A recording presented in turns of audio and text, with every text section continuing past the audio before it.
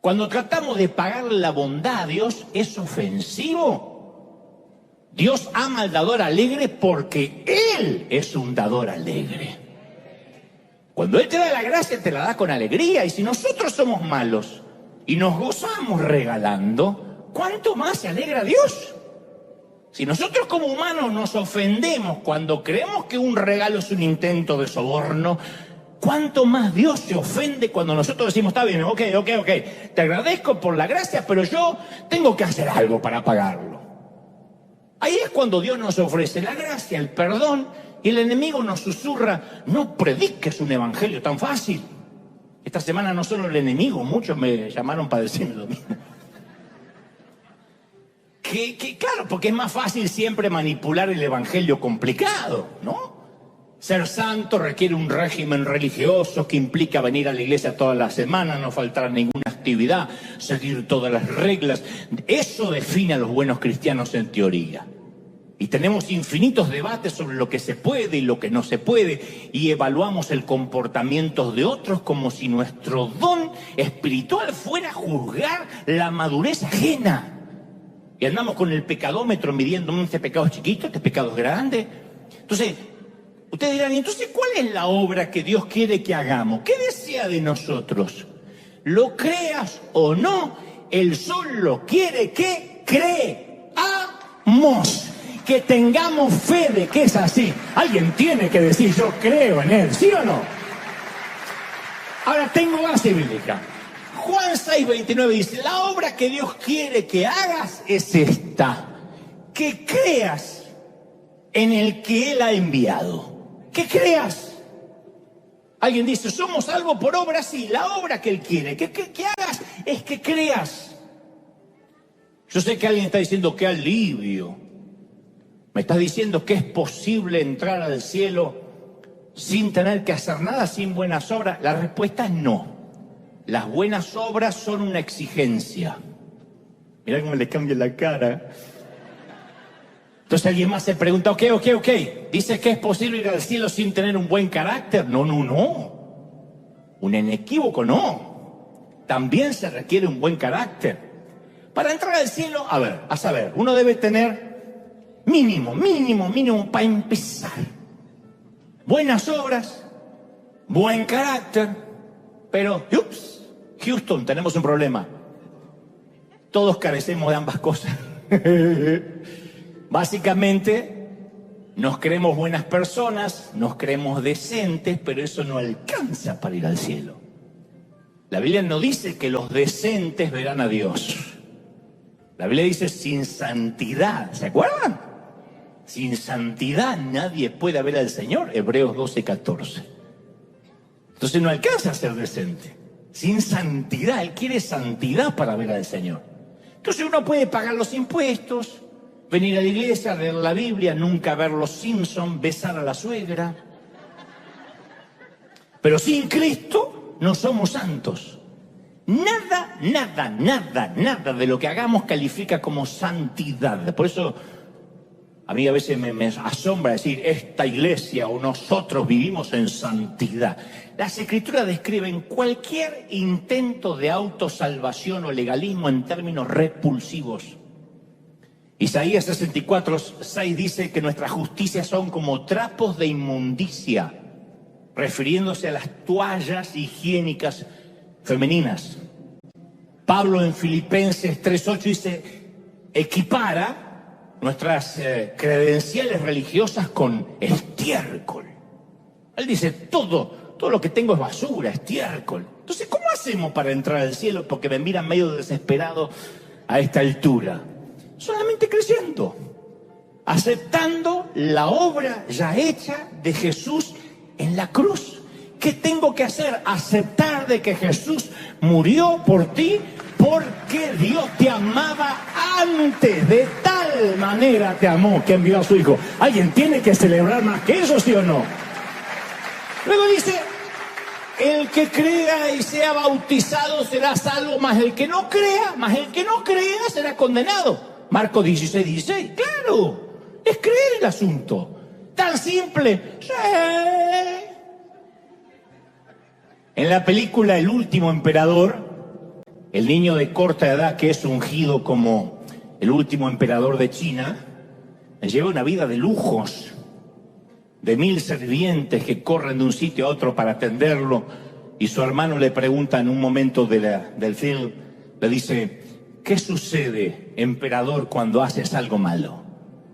Y él dice: cuando hago algo malo castigan a otro. Y para demostrar al niño emperador su teoría, rompe un jarrón y entonces de inmediato golpean a uno de sus sirvientes. Bueno, en la teología cristiana Jesús invirtió esa antigua pauta. Cuando erraron los sirvientes, fue castigado el rey. La gracia no te cuesta nada, únicamente porque el que la dio la sangre. Quien nos la dio pagó con su propia vida. La gracia no es gratis, la gracia es invaluable, no la podríamos pagar. Es una gracia escandalosa, es una gracia implacable, no la podríamos pagar nunca. Y uno lo único que tiene que hacer es creer. Entonces el ladrón de la cruz solo creyó y rogó. ¿Se acuerdan en Lucas 23:42? Señor, acuérdate de mí cuando vengas en tu reino. ¿Y qué le promete el Salvador? Te aseguro que hoy estarás conmigo en el paraíso. El ladrón casi era un argentino, se cree teológicamente. ¿Cómo un tipo así va a poder ir al paraíso? ¿Cómo un alma manchada por el pecado puede ir al cielo? ¿Cómo podía ser salvo un pecador? Yo me imagino que los que estaban debajo estaban atónitos, y si había algún fariseo ahí, no entendía nada de lo que ocurrió en lo alto de las cruces del Gólgota. Pero sucedió que los pecados del ladrón salieron de él y fueron a Jesús. Cada pensamiento malo, cada obra vil, sus maldiciones, sus robos, su codicia, su lujuria, todo eso ahora lo cubría Cristo Jesús. Y al mismo instante la pureza de Jesús cubrió al ladrón. Y así como el Padre vistió al pródigo, Cristo vistió al ladrón. Y el que no tenía pecado llegó a ser lleno de pecado. Y el que estaba lleno de pecado llegó a ser sin pecado. Hubo un intercambio, fue el intercambio más excepcional de la historia. Pablo lo explica de esta manera en Gálatas 3:13, dice: Cristo nos libró de la maldición de la ley y Él fue hecho objeto de maldición por causa nuestra. ¿No es maravilloso, gente?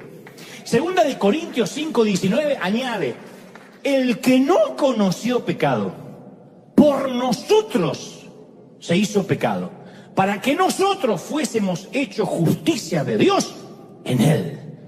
Entonces, nos dieron un expediente perfecto, el de Jesús, y Jesús se quedó con el nuestro imperfecto.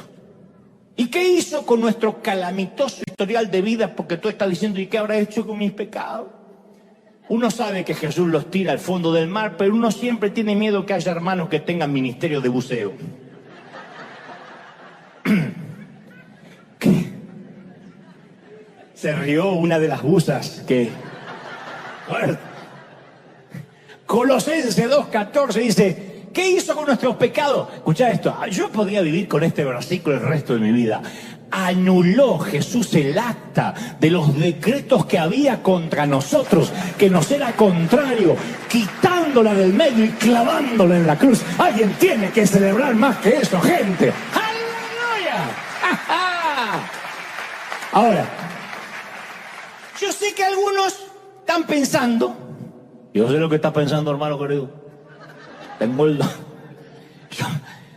Yo estoy diciendo, yo sé que uno está pensando: está bien, ok, no puedo discutir todo lo que dijiste hasta ahora porque es pura Biblia. Pero la Biblia dice también que tenemos que dar fruto. Esta semana alguien me dijo: ok. Yo nada más creo y soy salvo. ¿Y qué de eso que tengo que dar fruto? Vieron que hay gente que trabaja de inspectores de fruto ajeno. A ver cuántas uvas trajo la hermana. A aquel le faltan higos. Hay gente así. Otra vez la mala interpretación.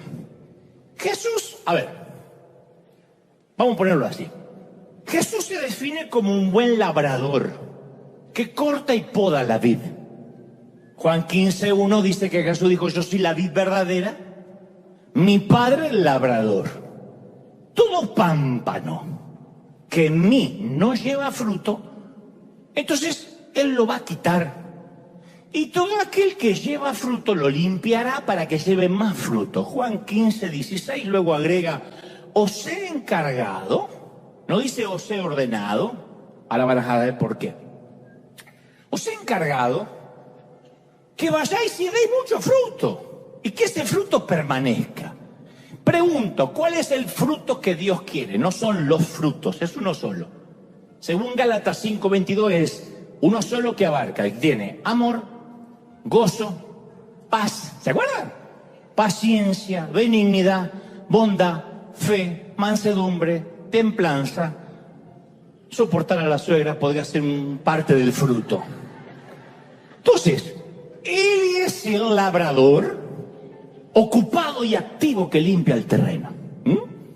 El que construye el enrejado de las vides, planta las semillas, inspecciona las plantas, arranca la maleza. Él es el buen labrador que cuida a su vida. Y otra vez el dilema, ¿y nosotros qué tenemos que hacer? Bueno, ¿cuál es la respuesta instintiva? Obvio, ya sé qué tengo que hacer. Dar frutos. Si una rama no da frutos, vamos a regresar a la metáfora, porque no podemos decir, el Señor acá hablaba en hipérbole y acá dejaba de hablar en hipérbole. Vamos a manejarnos en la hipérbole o en la metáfora del Señor. Él habló de una vid, el padre es el labrador, eres la vid, nosotros somos los pámpanos que tenemos que dar fruto. ¿Sirve de algo que el labrador le exija a una planta que produzca fruto? ¿Alguno de ustedes alguna vez plantó algo? ¿Alguien plantó algo? Me gustaría que levante la mano alguien que plantó algo. Pero escriban un libro al menos, hagan algo. 4 plantaron algo. Bueno, ¿sirve decirle, crece tomate, tomate en el nombre de Jesús? ¿No qué crees que sirve? En el caso, a ver, que fuese una rama, entendió lo de temprano, lo de hoy, entendió lo del Ministerio del Buceo, porque viene con un retraso. Escucha, ¿sirve que digamos, la rama diga, voy a producir fruto porque he decidido producir fruto? ¿Sirve que digamos, voy a hacer fuerza hasta que me salga una uva? Que me tiene que salir una uva, ¿sirve? Aunque lo intentemos y apretemos la quijada, no vamos a producir una uva. Pero la religión nos enseña, no, ahora que eres salvo está bien, no puedes pagar por la salvación, pero da fruto. Nos enseña que hay que intentar dar fruto. Entonces uno que dice, ahora que soy creyente voy a intentar ser paciente. Señor Jesús, dame paciencia ahora. Uno quiere ser paciente. No va a ser paciente. Está bien, ¿se entendí? Voy a dar fruto, voy a ser un dador alegre. Alcánceme ese estúpido sobre para ofrendar y llevar el dinero a la maldita alcancía. No funciona así. Y quiero que me salga una uva, no te va a salir otra cosa, no una uva. Ok, voy a perdonar a este ser despreciable para dar fruto. No se puede dar fruto a la fuerza. Por eso a veces los religiosos que intentan tener frutos de santidad terminan mostrando su verdadera esencia. Porque se creen camareros del reino porque lograron caminar en 2 patas. Le muestras un pequeño ratón y demuestran que siguen siendo gatos. Apenas parece un ratón le sale el gato de adentro porque no se puede tener frutos con fuerza. Eso jamás falla. Todo religioso que merodea en las redes comienza con un Dios te bendiga o, en mi humilde opinión, yo lo que hago es mostrarle un ratón. Le muestro un ratón y ya sale el insulto a flor de labio y me mandan al infierno. Porque eso es lo que eran gatos. Por eso en ninguna parte nos dice Jesús que vayamos y nos ordena dar fruto. En ninguna parte no. Dios nos ordena producir fruto. En ninguna parte, búsquenlo. Yo ya lo hice. Búsquenlo aún los que tienen menos Biblia que una mezquita. Búsquenlo de verdad. Yo ya lo busqué, no dice, vayan y tengan frutos. ¿Buscan en la palabra, sí o no? Yo estuve en una iglesia donde alguien me dijo, yo creo en esa palabra del Señor que dice, yo no me doy por vencido. Luis Fonsi 3:16.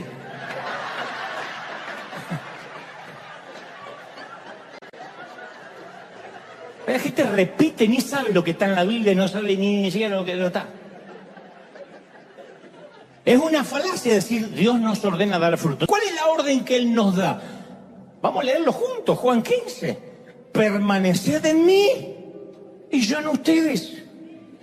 Como el pámpano no puede dar fruto por sí mismo, por mucho que haga fuerza, si no permanece en la vid. Así tampoco vosotros podéis dar fruto si no permanecéis en mí.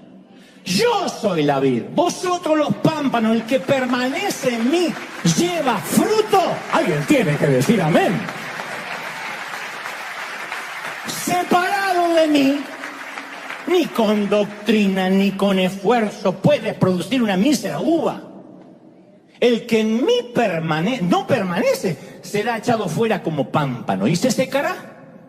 Y lo recogerán, lo echarán en el fuego, arderá. Si permanecéis en mí, mis palabras permanecen en vosotros. Pedid todo lo que queréis y será hecho. En esto será glorificado mi Padre, en que llevéis mucho fruto y así seréis mis discípulos.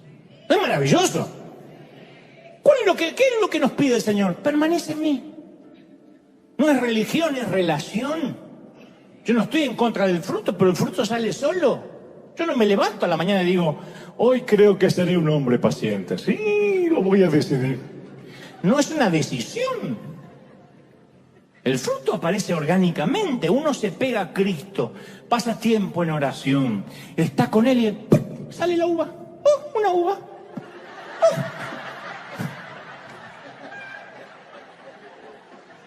Otra. ¡Oh! Aparece. Viene alguien, te maltrata, te insulta y te sale una bendición porque la uva sale sola. No tienes que hacer fuerza, el que tengo que hacer en la doctrina, y que dice Dios cómo tengo que contestar, no me tengo que vengar. No es ley. El fruto sale solo. Ahora, separado de Dios no podemos dar ningún fruto. No podemos. Separado de Dios no se puede tener vida espiritual. ¿Sí o no? Mira, Jesús era un maestro, era un rabino, ¿no? Y en la cultura rabínica, cada maestro tenía un yugo de enseñanza. O sea, su yugo eran las instrucciones, el contenido, el mensaje, a veces penitencias. Muchos rabinos ponían yugos de enseñanza sobre las personas que eran imposibles, legalistas. Como cuando íbamos al colegio, a la escuela secundaria, high school, y teníamos un profesor, una profesora que te daba mucha tarea. Había uno siempre que te daba un montón de tarea, te arruinaba el viernes, el fin de semana, te tomaba examen, porque tenía como una fijación de que aprendiéramos a fuerza de yugo. Y después estaba el otro, el nice. ¿Estudiamos? El que decía, me encanta, porque enseña. Había unos que eran vagos. Pero había otros que enseñaban tan didácticamente que decían, no sirve que hagan la tarea si no razonan. Que entendían que la educación no era meter información, sino sacar lo que hay adentro. Bueno, estos tipos tenían yugos que apartaban a las personas de Dios en lugar de atraerlas. Oprimían, agotaban a las personas. Y Jesús un día a la multitud en Marcos 11:28 dice, vengan a mí todos los que están cansados y agobiados. ¿Quién de nosotros no iríamos? Y dice, y yo les voy a dar descanso. Carguen mi yugo y aprendan de mí, que soy apacible, que soy humilde de corazón. Y van a encontrar descanso para el alma. Yo pregunto, ¿hay alguien que tiene el alma cansada? Había una canción que decía, alma cansada, no desesperes, espera en Dios. Algún día voy a sacar un disco para que los fanáticos tengan. Y agrega, porque mi yugo es suave, mi carga es liviana. Esto es exasperante para un religioso. No. ¿Cómo que es tan fácil el evangelio? Sí, mi yugo es fácil, mi carga es liviana. Entonces la enseñanza de Jesús estaba en las antípodas. Era la antítesis de los rabinos religiosos de la época. Porque no ofrecía una serie de reglamentos, de rituales. Él ofrecía gracia implacable. Les ofrecía estar conectados a la vid. Conéctense conmigo y ya está. ¿Y qué más? Y ya está. Y la trampa no hay. A veces el activismo, el querer hacer, es un gran disfraz para la falta de vida. Claro que sí. Las iglesias pueden llegar a ser, lo dijo el Señor, ataúdes elegantes. Una iglesia llena de actividades a veces es el mejor escondite para los muertos. Y tener relación con Cristo, no, pero estoy de lunes a viernes tocando la música. Y conoces al Señor, estás conectado a la vid. Y no, hace mucho que no siento nada, pero no sabés cómo sirvo. Yo soy el que recibe a la gente en la puerta. ¿De verdad? Mucha actividad no produce cambio de vida. Da la impresión de que suceden cosas, de que hubiera vida. Pero el Señor dice, no, nada de eso sirve. Tienes que creer y permanecer conectado a mí todo el tiempo. No 2 horas a la semana, todo el tiempo. ¿Eso significa que nunca más vamos a volver a perseguir ratones? ¿Que la vieja naturaleza nunca va a asomar su horrible cabeza? ¿Significa que siempre vamos a estar en condiciones de resistir la tentación? Para contestarte esta pregunta hay que regresar a la nursery, hay que regresar a la sala de partos. Vamos a mirar al bebé recién nacido. ¿Qué hace un bebé recién nacido? Aparte de hacer número 2, número 1 y llorar. ¿Puede caminar? ¿Puede alimentarse solo? ¿Puede cantar? ¿Puede leer? ¿Puede hablar? No, algún día va a poder, ahora no. Demora a crecer. Los padres, porque es chiquitito y no puede hacer nada, están avergonzados del bebé. La mamá está desconcertada porque el bebé no puede leer, porque no puede caminar, porque el recién nacido no puede pronunciar un discurso. Por supuesto que no. Los padres no se avergüenzan, sienten orgullo, saben que el crecimiento va a venir con el tiempo. Y Dios sabe exactamente lo mismo. Cuando creemos y somos salvos, el crecimiento viene con el tiempo. Segunda de Pedro 3:9 afirma, no es que el Señor se retrase en cumplir su promesa como algunos suponen. Lo que hace es tener paciencia con vosotros, pues no quiere que nadie muera, sino que todos se conviertan a Dios. Tiene una paciencia. Podemos cambiar de traje, usar corbata, alargarnos la falda. Bueno, alargarse, yo no me voy a alargar la falda porque sería preocupante. Podemos cambiar nuestros hábitos, podemos usar un vocabulario cristiano, incrementar nuestro nivel de lectura e incluso cambiar nuestras actitudes. Pero según la Biblia hay una cosa que no podemos cambiar, nuestro estado pecaminoso. Ahora, la sociedad siempre está de acuerdo con el primer hijo del rey. Nos dicen que si cambiamos el exterior, el interior va a cambiar de manera orgánica, inherente, ¿no? Darle la educación, la preparación, los hábitos correctos, adecuada disciplina y esa persona va a cambiar. Eso nos dice. Y caramba que lo vivimos intentando. Nos compramos ropa de marca, buscamos grupos, grados académicos, premios, hazañas. Se lo decimos a nuestros hijos, tienes que hacer algo importante con tu vida. Se lo decimos a los miembros de la congregación, vengan a la iglesia para tener una buena vida o una vida exitosa. Pero quitemos la capa externa, saquemos las costumbres, removamos el maquillaje y debajo va a aparecer nuestra verdadera naturaleza. Un corazón egoísta, orgulloso, pecador. Que alguien libere los ratones y verás lo que hacemos. Nadie mejor que Pablo, el apóstol, para describir esto. En Romanos 7:18 él dice, porque yo sé que en mí, dijo Pablo, esto que causó tanta controversia teológica porque se viene debatiendo, pero ¿qué quiso decir Pablo? Pablo lo dice de una manera sencilla. Pablo dice, es decir, en mi naturaleza de hombre pecador no hay nada bueno, dice él. Porque aunque tengo el deseo, las ganas de hacer las cosas bien, no soy capaz de hacerlo. No hago el bien que quiero hacer, dice Pablo, sino el mal que no quiero hacer. Ahora bien, si hago lo que yo no quiero hacer, ya no soy yo quien lo hace, sino el pecado que está en mí, el pecado que está dentro mío. Me doy cuenta, esta es una de las confesiones más brutalmente honestas que aparecen en las Escrituras. El apóstol dice, me doy cuenta que, aun queriendo hacer el bien, solo encuentro el mal a mi alcance. En mi interior me agrada hacer la voluntad de Dios, pero dentro mío es como que hay otra ley que se opone hasta a mi capacidad de razonar. Es la ley del pecado que está en mí y que me tiene preso. Esto no lo dice un loquito, un recién convertido, lo dice el apóstol Pablo, un prócer.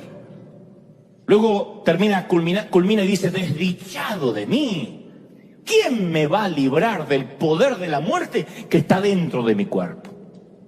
Esto explica, o esto aparece en las Escrituras para demostrarnos que no importa lo que hagamos, con cuánto empeño lo intentemos, siempre seguimos pecando de alguna u otra forma contra Dios.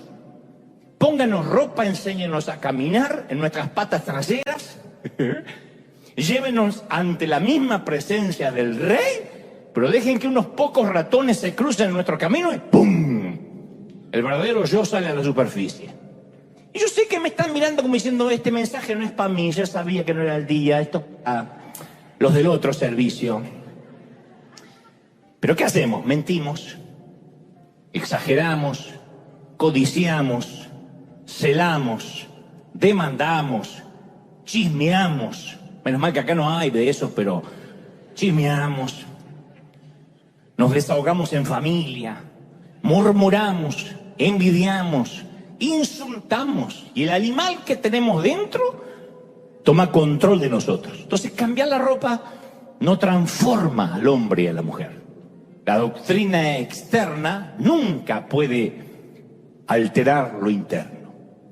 Nuevos hábitos no hacen nueva al alma. Entonces, si alguien quiere cambiar de verdad, el Señor dijo, tiene que nacer de nuevo. Y ahí vamos. Este es el punto, chato, diría el apóstol Cantinflas.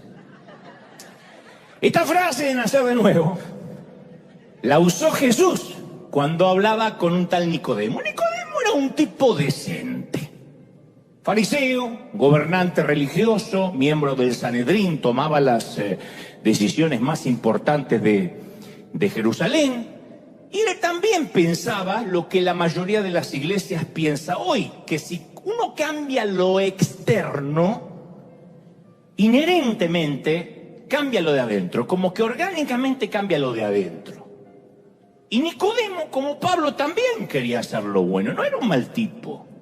Él creía que una buena doctrina haría de un gato un camarero. Pero Jesús le dice en Juan 3:3, dice, te aseguro que el que no nace de nuevo no puede ver el reino de Dios. Directamente no lo va a ver si no nace de nuevo. Y Nicodemo no pregunta, ¿y por qué? Sino que pregunta, ¿y cómo? ¿Cómo uno nace de nuevo? Y aquí el gran secreto que incomoda la teología de muchos, inclusive me la incomodó a mí durante mucho tiempo. Cuando nacimos por primera vez, vuelvo a preguntar lo que pregunté creo que el domingo pasado. ¿Qué hicimos para nacer? ¿Cuán activo estuvimos en el proceso? Obviamente no tenemos recuerdos, pero ¿alguno de nosotros, su mamá le contó que empujó para salir? Que alguno de ustedes dijo, bueno, me parece que ya tendría que ir saliendo, permiso, y se fue abriendo paso. ¿Alguno recuerda pedirle al médico que midiera las contracciones y nos informara dentro de la placenta cómo iba el avance dentro del vientre? Ninguno, estuvimos pasivos, como dije, aprovechamos el viaje. Nos empujaron, no nacimos por lo que hicimos. Alguien afuera hizo todo el trabajo, ¿sí o no? Alguien fuera de nosotros sintió todo el dolor. Nuestra mamá fue quien empujó, quien luchó, y nuestro nacimiento se debió al esfuerzo de otra persona. Lo mismo en cuanto a nuestro nacimiento espiritual. Nacemos a través del dolor de Cristo. No es por nuestro esfuerzo. Voy a nacer de nuevo. No funciona así. Eso para otra cosa, no para nacer de nuevo. Nacemos por el esfuerzo del Señor, ¿no? No es por nuestra sangre, sino por la suya que fue derramada, es que nosotros nacemos. Hasta ahí se entiende. Entonces, Él fue quien hizo todo nuevo la primera vez que nacimos. Porque la primera vez que nacimos, teníamos todo nuevo. Manos a estrenar, ojos a estrenar, todo, miembros a estrenar. Ahora, la segunda vez que nacemos, que aceptamos a Cristo en el corazón, Él lo hace nuevo todo otra vez.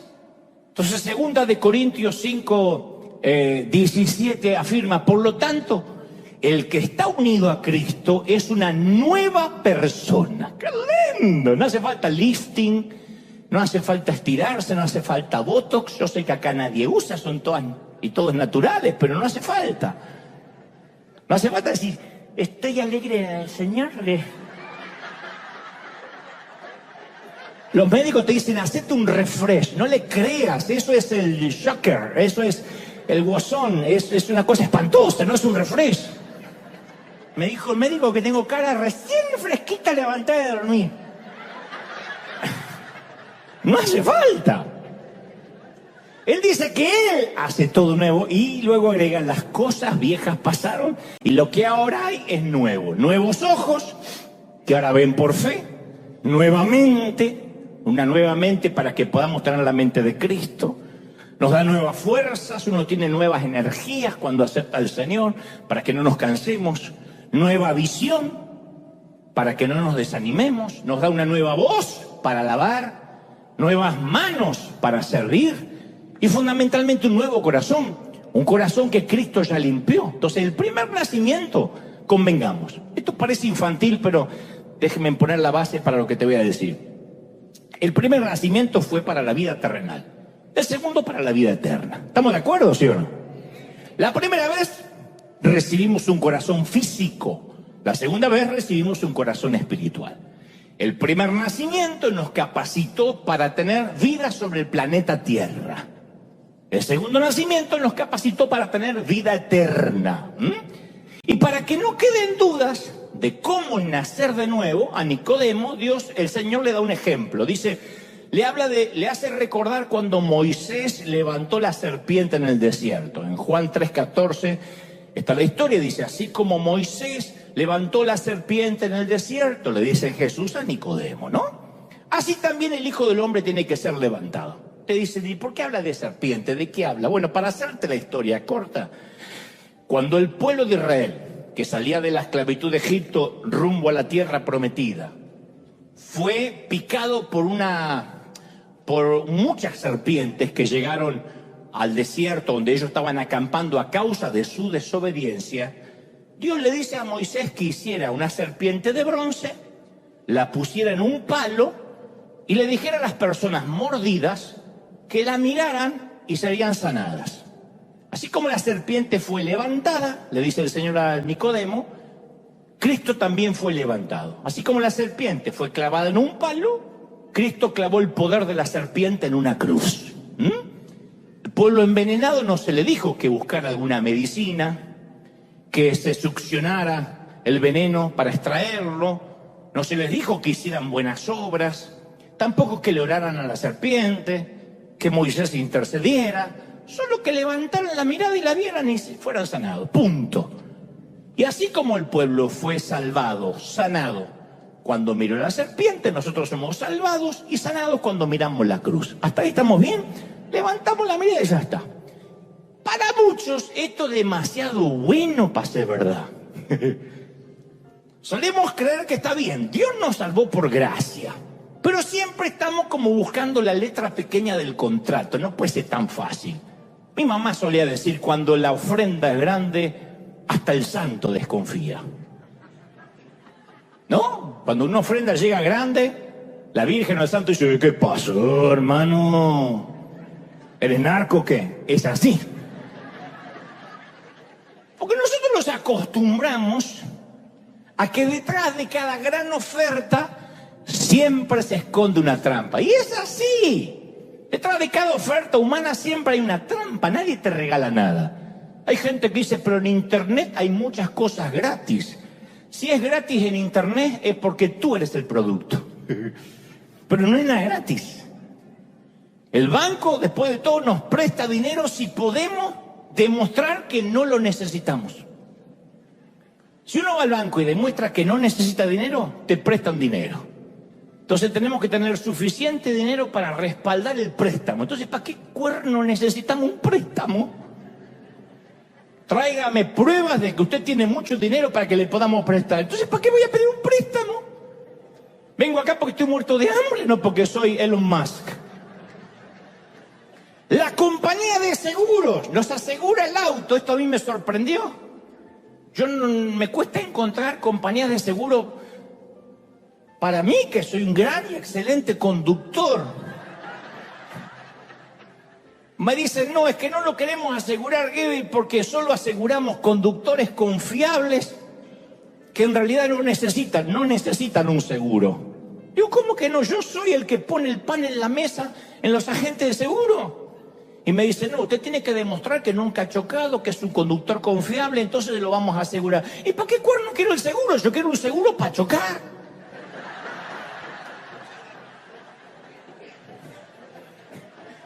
Para bajar y decir al chinito, ¿tengo seguro? Y el seguro médico nos da cobertura siempre y cuando demostremos que tenemos buena salud. Si tienes una enfermedad preexistente, no te aseguran. Tienes que demostrar que gozas de buena salud. Pero si estás enfermo y buscas un seguro médico, no. Tienes que pagar un seguro para no usarlo. De la misma forma desconfiamos de Dios. Y entonces cuando desconfiamos de Dios, le robamos a Dios. Te voy a explicar cómo le robamos. Esto no tiene que ver con el diezmo ni con la ofrenda. Le robamos de otra manera. Imagina que me das un regalo, un perfume. Como yo soy sencillo, me puedes dar cualquiera. Perdón. Armani puede ser también. Me das un perfume. Yo veo tu perfume y saco mi billetera. Te digo, ¿cuánto te debo? Me dice, no, es un regalo. No, Dante, no me debes nada. Entiendo, lo que quieres es un cheque. Lo que quieres es un cheque, ¿está bien? ¿No quieres efectivo? Entonces te hago un cheque. Tú me dices, no quiero un cheque. Solo quiero que aceptes el regalo. Entonces yo te miro y te digo, entiendo dónde vas. Quieres extorsionarme. Me está dando un perfume para que luego esté obligado a hacer algo por ti. Y ya te empiezas a molestar. A esta altura cualquiera se molesta y me dice, mira, es un regalo. No puedes pagar por un regalo, yo solo te quiero honrar. Y yo te vuelvo a mirar y digo, yo sé, está bien, pero creo que lo que estás buscando es que te compre otro perfume en retribución por tu regalo, ¿verdad? A estas alturas ya te estoy ofendiendo. Te estoy insultando a la inteligencia mínimamente. Porque al tratar de comprarte el regalo, estoy menospreciando tu gesto. Y te quité las ganas de regalarme algo. Te robé el gozo de dar, te lo robé. Hay un querido autor que escribió una magnífica historia que se llamó Una prosa única, si tan solo supieras. Yo la adoro, la amo. Él cuenta que una vez un colibrí se metió dentro de su garage y no hallaba cómo salir. Él tenía un estudio ahí en el garage y el colibrí estaba adentro, revoloteaba y él le abre la puerta para que saliera, pero el colibrí no la vio. El colibrí insistía en dar su cabecita contra una ventana cerrada. ¡Pum, pum, pum! Allá arriba. Estaba decidido a salir, pero su determinación no iba a poder romper el vidrio nunca. Entonces el hombre abre la ventana, esperando que volara afuera, pero no lo hace. Entonces toma un palo de escoba al caballero y lo empuja suavemente hacia la ventana, pero el colibrí se asustó más y vuela en la dirección equivocada y en lugar de volar hacia la ventana, revolotea hacia atrás y choca con la pared de ladrillos y cae medio tontado. Ahora sí estaba atrapado, indefenso. Entonces el hombre toma el pajarito, medio desmayado, semidesmayado, suavemente y lo deposita en la ventana. Y entonces el colibrí reacciona y se lanza a la libertad. Cuando el colibrí volvió al nido, tenía una historia para contar. Le dice, gorda, No me cancele, no estoy discriminando. Así le decía el colibrí a la mujer. ¿No sabes lo que me pasó? ¿Qué te pasó, viejo? Un día espantoso. Resulta que caigo en un inmenso cuarto con salida falsa. ¿Sabes qué es? ¿Cómo salida falsa? Se veía el cielo, pero había una pared invisible que me tiraba para atrás. ¿No será un vidrio, viejo? No sé, pero me tiraba. Y luego hay un ogro, un espantoso ogro, que toma un palo y estoy seguro que quería comerme vivo. Y cuando quiso aplastarme, volé hacia atrás. Decía que tengo unas reacciones, gorda. Y el muy desgraciado me había tendido una trampa, levantó como una pared atrás. Y lo siguiente que recuerdo que estaba en el piso, desmayado. Y pensé que había llegado ya al cielo de los colibríes, que estaba muerto. Pero el monstruo me agarra, seguro para comerme. Y el muy tonto pensó que yo estaba muerto. Y me puso junto a la ventana, seguro para preparar una salsa para ponerme arriba. Y como yo soy un tipo listo, ay, sí, por eso me enamoré de ti. Bueno, me escapé volando, ¿verdad? Me escapé. Y acá estoy, me escapé volando, tomé fuerza y me escapé. Todavía me debe estar buscando. El hombre quería mostrarle la salida de la libertad y el pajarito pensó que el hombre había sido cruel. Y el hombre dice, si al menos supieras, colibrí, que te quería ayudar, que estaba de tu lado. Si solamente hubieras entendido que ese palo era para dirigirte hacia la salida. Y esta historia nos recuerda que a diario la ayuda que Dios nos ofrece suele ser mal interpretada y pensamos que nos está castigando y nos está haciendo daño y nos quejamos de ventanas cerradas y no vemos las amplias puertas que nos está abriendo. Nos llenamos de pánico porque Él quiere acercarse. Tratamos de evitar ese palo que nos intenta guiar, evitamos los dedos que nos quieren liberar. Y Dios dice, si tan solo supieras. A mí me dice una y otra vez, dile a mi pueblo que lo amo, que no se imaginan cuánto los amo. Sin sermones, sin dedos señalando tu pasado, un llamado a creer, un llamado a confiar. Si solamente supieras, colibrí, que te vine a ayudar y no a condenar. Si solamente conocieras el regalo que te he traído, vida eterna. Si tan solo supieras que lo único que quiero es llevarte salvo al hogar. Pero seguimos preguntando, ok, ¿cuál es el truco? ¿Por qué ese palo? ¿Cuál es el truco? ¿Dónde está la trampa? Nada es gratis. Si solamente pudiéramos confiar. Confiar realmente cuando dice, yo sé los planes que tengo para vosotros. Planes para vuestro bienestar y no para vuestro mal. A fin de darte un futuro, dice Jeremías 29:11, lleno de esperanza, lleno de fe. Alguien tiene que celebrarlo, ¿sí o no? Si solamente pudiéramos aprender a confiar de Él. Entonces Él corta rama para que podamos dar fruto. Él escucha las oraciones de los ladrones. Y Él, tu Padre, me dijo que te dijera el siguiente mensaje. Es un recado. No sé si están listos para oírlo. Todo este mensaje fue, creo, lo que Dios ha puesto en mi corazón, pero particularmente quirúrgicamente palabra por palabra me dijo que te lo dijera. Es un telegrama colacionado de los de antes. Es una carta documento que quiere que recibas. ¿Están listos para recibirlo, sí o no? Desde que te vi nacer, dice Dios, por primera vez supe que eras mío. Lo único que tienes que hacer es creer que te he salvado y que te he amado desde antes que nacieras. Solo tienes que permanecer conectado a mí. Pero te advierto que si no lo haces, si decides no creerme, si decides alejarte de mí, si abandonas la fe, si me maldices, si insistes en pecar, si decides hacer con tu vida lo que se te plazca, te aviso que te metiste con el padre equivocado. Debo advertirte que no voy ni estoy dispuesto a desperdiciar la sangre derramada de mi hijo, ni el precio que tuvo que pagar para que tú creyeras, fueras encontrado y traído de regreso a casa. Así que no me importa de qué manera, cómo y dónde te ocultas.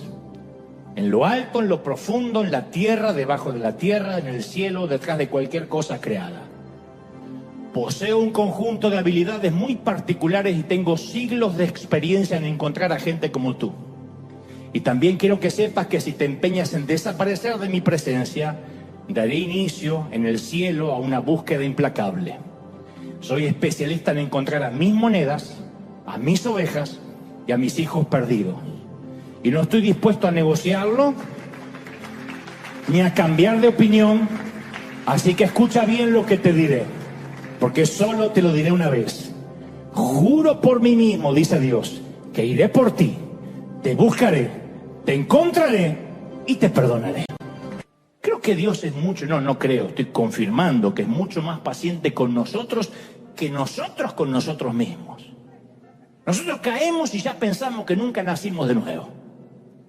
Tropezamos y decimos, bueno, es que nunca, me parece que yo nunca estuve convertido. Si tenemos los viejos deseos es porque no somos una nueva creación. Porque nos enseñaron eso. Fulanito cayó en pecado porque en realidad nunca se convirtió. A mí me decían eso. ¿Y por qué Menganito se vio en semejante escandalete y pasó esto? Y le digo, bueno, dice, porque nunca era convertido, fue un convencido, decían. O pecó porque en realidad nunca se bautizó. ¿Cómo que no? Si yo estuve. No, se bañó. Pero como decía Juan Carlos Ortiz, fundador de esta congregación allá en el año 90, si aún fuera así, grábate esto. Juan Carlos decía, nadie cae de la gracia, todos caemos en la gracia, en una red que nos sostiene, que nos soporta. Alguien tiene que decir amén, ¿sí o no? Es una red. Fulanito cayó, menos mal que está la red de la gracia. La red nos sostiene, no caemos de la gracia, no nos caemos de la red. Nos caemos, en todo caso, de querer hacer un equilibrio de obras, y cuando uno cae, la gracia nos sostiene. Que no es licencia para pecar esto. Es entender de que de tanto en tanto algún ratón se va a cruzar. Y vamos a pensar, ¿será que yo no tengo al Espíritu Santo? ¿Será que estoy luchando con estos deseos? ¿Será que lo quiero ahorcar a fulanito y porque tengo un demonio adentro? No. Significa de que estamos creciendo conforme a la estatura de la plenitud de Cristo todos los días. ¿Y quién puede decir, voy a crecer? ¿Quién? ¿Cómo crecen los adolescentes? Los adolescentes es asombroso, se acuestan una noche, son chiquitos, se levantan al día siguiente, se acuestan con el piecito así, a la mañana es pie grande, es una cosa así. Los zapatitos eran así ayer, hoy son 2 canoas. ¿O no? Unos pelos en las patas así que jamás en la vida vimos. Hay padres pelones que dicen, ¿dónde hay tanto pelo? ¿Por qué tiene tanto pelo? Crece de golpe. Ahora no fue porque digan, mañana a la mañana voy a crecer. Crece. Filipenses 1:6 dice, Dios que comenzó a hacer en ustedes, en vosotros, la buena obra, la irá llevando a buen fin mientras llegue el día en que Cristo regrese. Él no se dio por vencido contigo y todos los días nos va a hacer crecer un poquito, ¿sí o no? Entonces, a ver, en muchos sentidos el segundo nacimiento es como el primero, porque en nuestro nuevo nacimiento Dios provee todo lo que necesitamos. Alguien fuera de nosotros sintió el dolor. Alguien fuera de nosotros hace el trabajo. Y así como los papás son pacientes con un recién nacido, Dios es paciente con nosotros. Pero hay una diferencia. La primera vez no tuvimos que decidir si nacíamos o no. Nadie pidió nacer. Frase que yo le solía decir a mi mamá cuando se enojaba. Decía, yo no pedí nacer. ¿Para qué te tuvimos? Yo no pedí nacer. O yo te mandé un memorándum que quería nacer. Por esta segunda vez sí tenemos que decidir hacerlo. El poder de Dios, el esfuerzo lo hace Dios, el dolor lo experimenta Dios, pero la elección es nuestra. ¿Y cuál es la elección? Si creemos o no. Estos días me estuve platicando con mucha gente que en teoría llamaríamos gente inconversa, gente inocua, gente, no sé, apartada, y me decían, ¿y qué es lo que tengo que hacer para pertenecer a esto? Yo decía, creer. Ah, pero yo ya creo. Listo, bienvenido. Los demás son trámites menores. Cuando hay un bautismo te metemos dentro.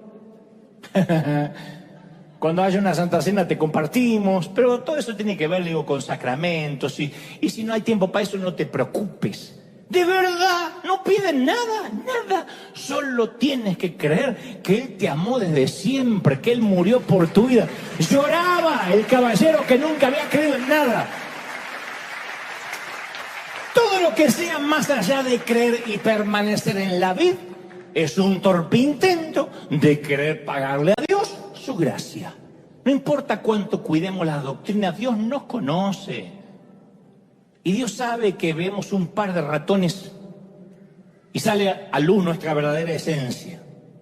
Hay una vieja historia de cuando el emperador Federico el Grande visitó una prisión de Prusia, que es un estado que existía anteriormente en Europa, en el Báltico, y habló con todos los prisioneros, Federico el Grande, y cada uno afirmó ser inocente, a ver si el rey los liberaba. ¿Y usted por qué está acá? No, una simple víctima del sistema, decía uno. ¿Y usted por qué está acá? Me juzgaron inocente. Todos inocentes, todos. Y había un preso sentado allí en el rincón que no dijo una sola palabra. Y el gobernante le preguntó, ¿y usted a quién culpa de su sentencia? La respuesta fue, Su Majestad, yo soy culpable y merezco con creces mi castigo. Y sorprendido el emperador y el rey llamó a la guardia y ordenó, saquen a este hombre de aquí, libérenlo, antes que corrompa a todos estos inocentes que están aquí dentro. Entonces, el rey puede dejarnos libres solo cuando admitamos que nos hemos equivocado, creer y arrepentirse. No nos hacemos ningún favor justificando nuestros hechos, diciendo, bueno, el Señor me perdonó, pero yo estoy dando fruto ahora.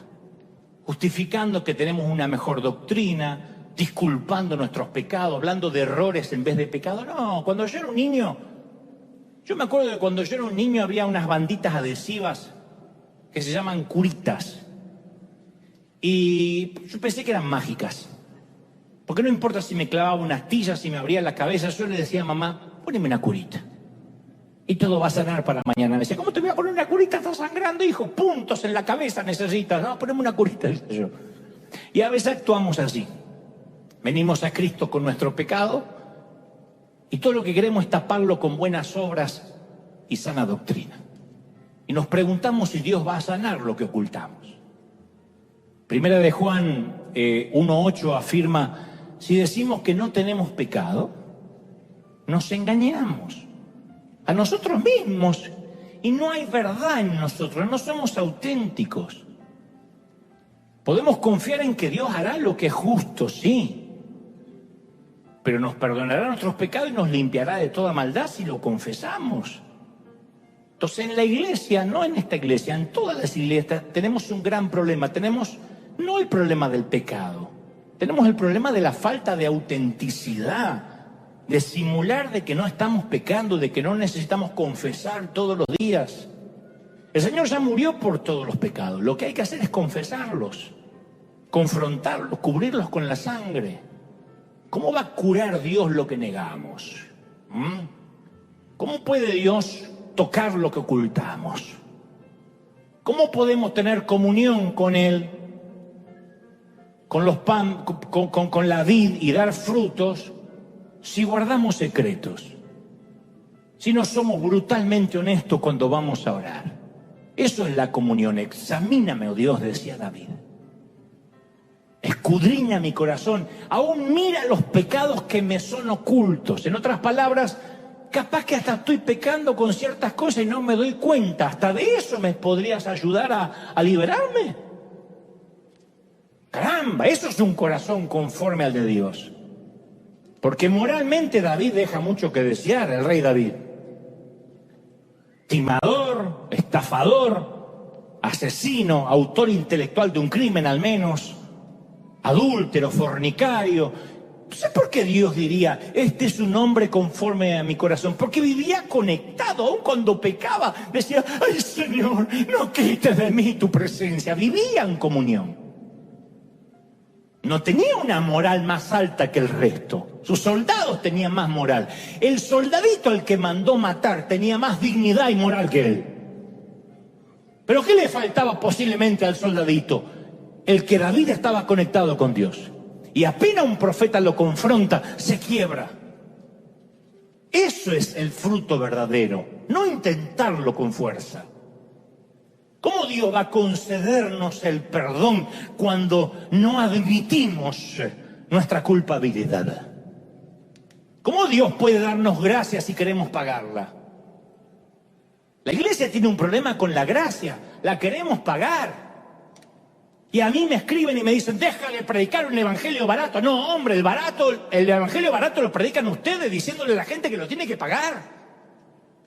Cuando yo lo recibo de gracia, me conecto con Él, empiezo a vivir en santidad de manera orgánica, no con esfuerzo.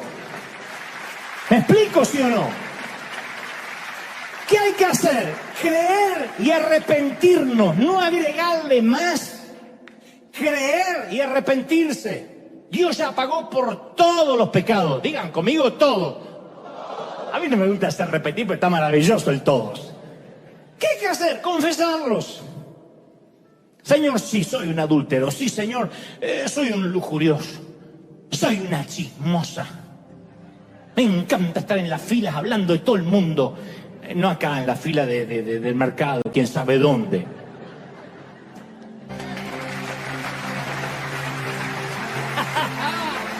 Alguien tiene que celebrar a Dios más que eso. Dale un aplauso grande al Rey de Reyes. Dale un aplauso grande al Rey. El Rey está en la casa hoy. Alguien tiene que celebrar por esa gracia implacable, gente. ¡Aleluya! ¡Bendito eres! ¡Sí! No, celebra al Rey. El Rey ha hablado esta mañana. ¡Bendito eres! Y solo tienes que creer. Solo tienes que creer. ¿Tú crees de verdad? El Señor se ha empecinado contigo. Y Él me dijo esto, que eres el objeto de una búsqueda implacable. No te dejará. No te abandonará. Somos infieles, Él es fiel. Fracasamos, la gracia está allí para sostenernos. Él no va a dejar que fracasemos. Él no va a dejar que terminemos el año mal. Él se ha empecinado a tenerte en su mano. Y Él me ha dicho que te diga una y otra vez, que te recuerde: nadie arrebata a los que están en mi mano. Nadie arrebata a los que son míos.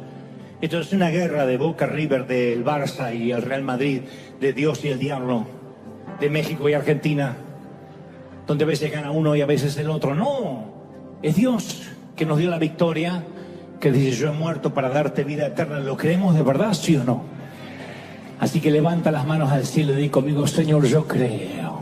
Aún los que están hace tiempo en el camino, en este peregrinar cristiano, diga: Señor, yo creo. ¿Cómo no creer? ¡Uy! Impresionante, yo creo, Dios.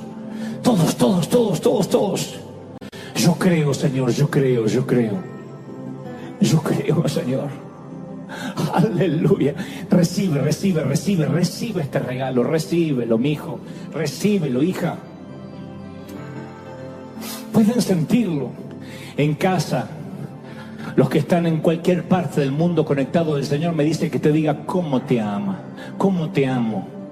¿Cómo me voy a olvidar de ti si en mis manos te tengo esculpido? Todos al rato, levanten las manos, beban. Reciban.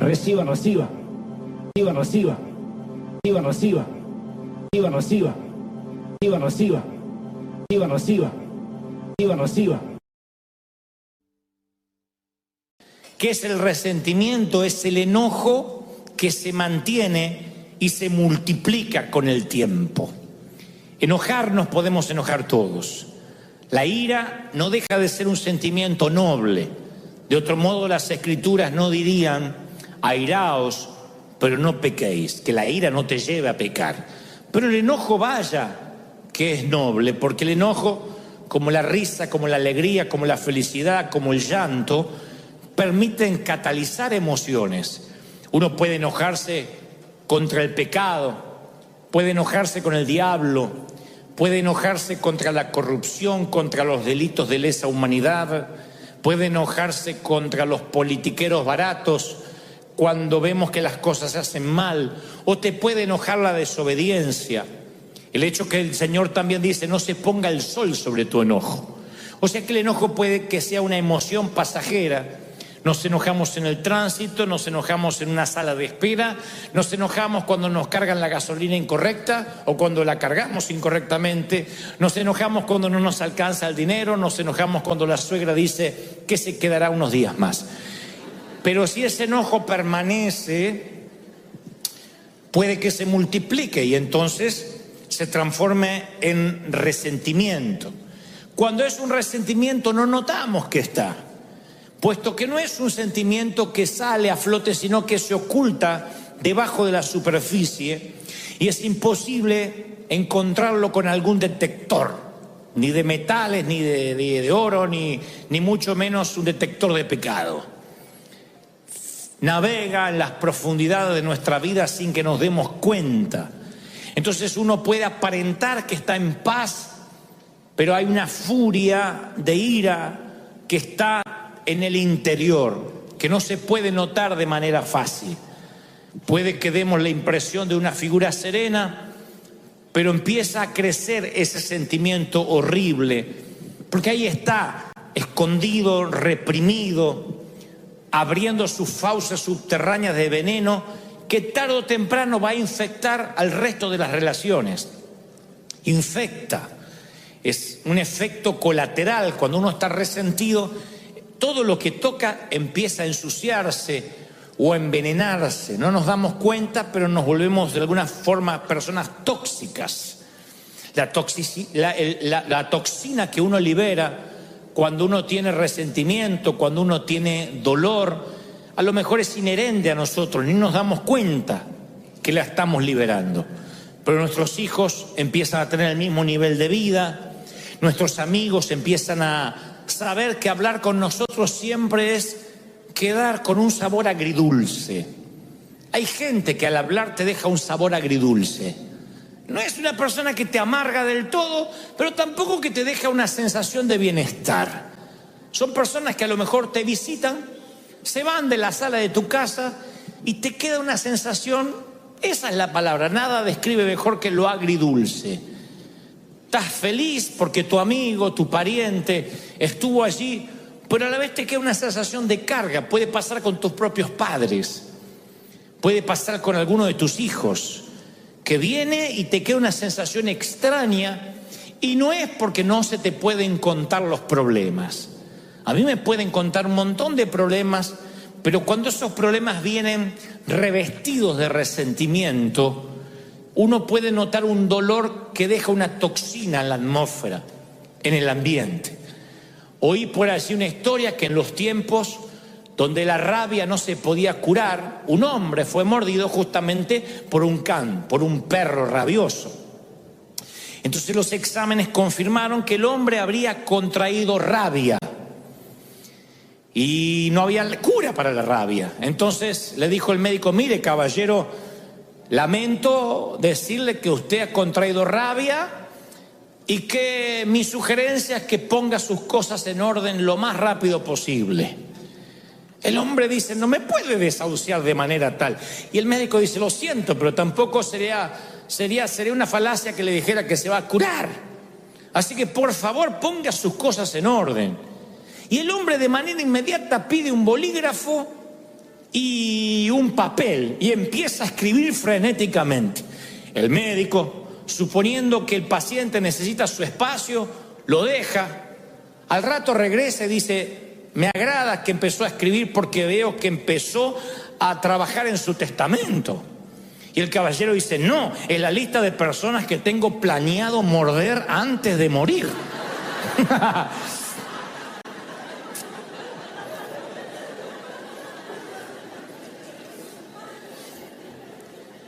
Entonces los resentidos son aquellos que fueron mordidos alguna vez y canalizan su energía mordiendo a otros. Y los transforma en personas permanentemente enojadas. En un enojo que no se va cuando se pone el sol, sino que permanece. Vino como un visitante, luego se quedó como un intruso y hoy es un huésped permanente, el enojo. Son los que se enojan por todo, por cualquier cosa.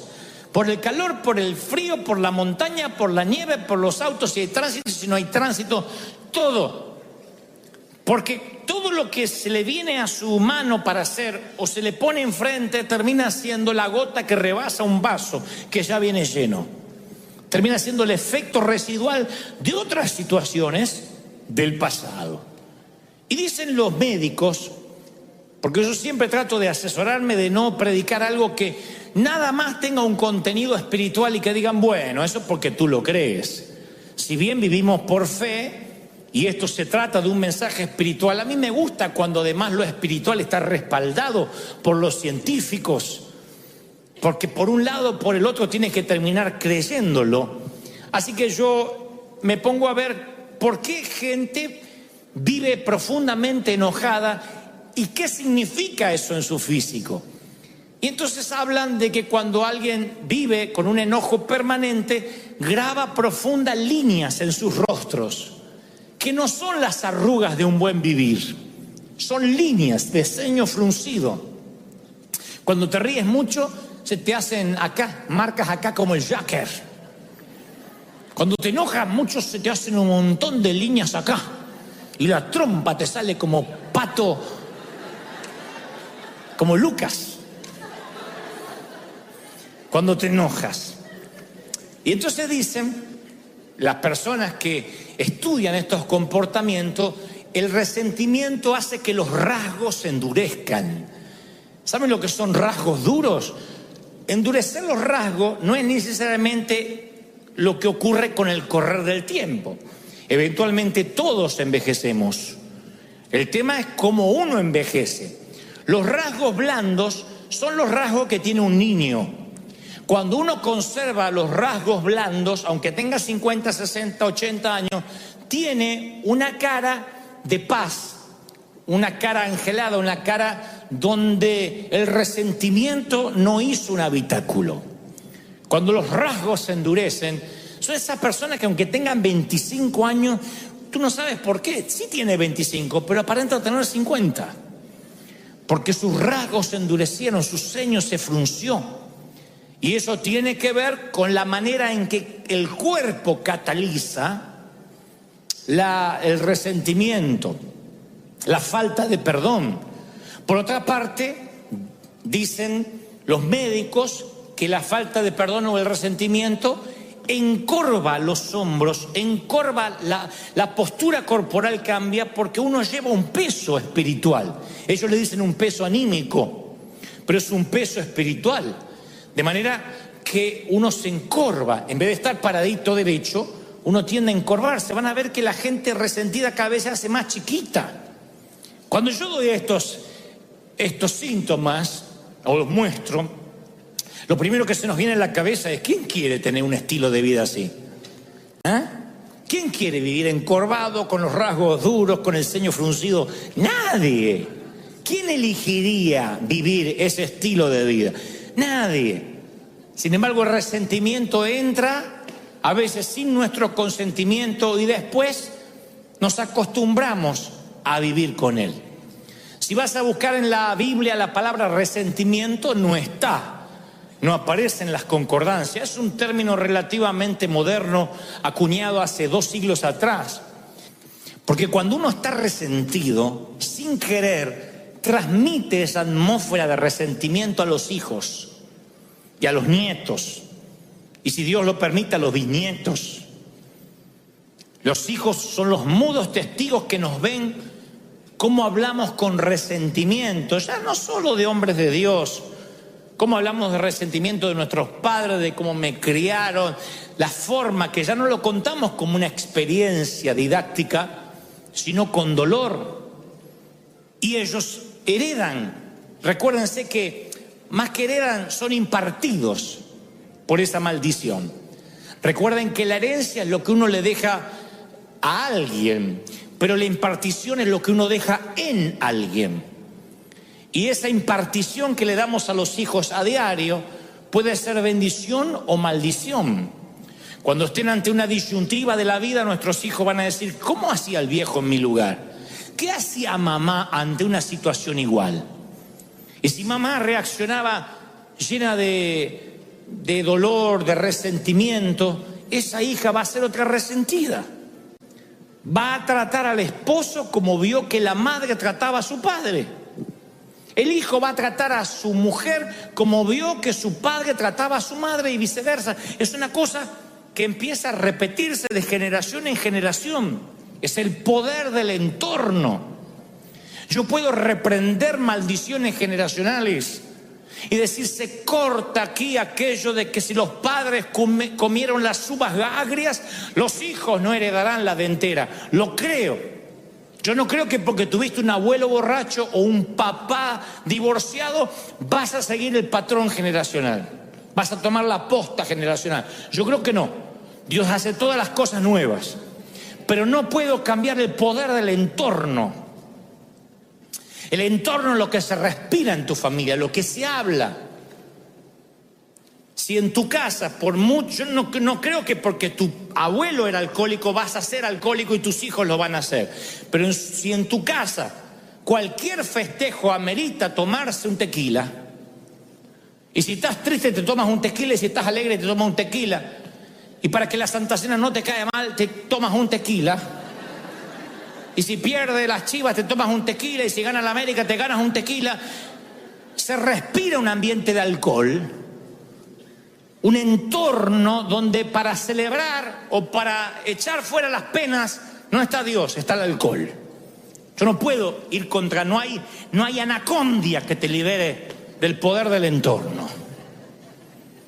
El resentimiento es igual. Cuando en las mesas familiares se empieza a hablar de todo mundo, cuando los hijos aprenden que después del servicio la comida es para hablar de todo lo que estuvo mal y qué hizo el ujier y por qué lo hizo el otro y por qué la otra se cortó el pelo y fíjate la que se puso y aquella que está fajada y la cosa que se piensa que, aquella gorda que le creció el trasero. Cuando todo eso lo hablas en la mesa, ese entorno genera críticos, genera gente que detesta la hipocresía, pero también detesta la iglesia. Lo generas. Es lo que David explícitamente hace con Salomón. Véngame. Quiero que vayas y le hagas tener una muerte indigna a Joab, porque yo me quiero ir tranquilo de que me vas a pagar. No me dan la fuerza para continuar con el resentimiento, así que te lo voy a heredar, te lo voy a impartir.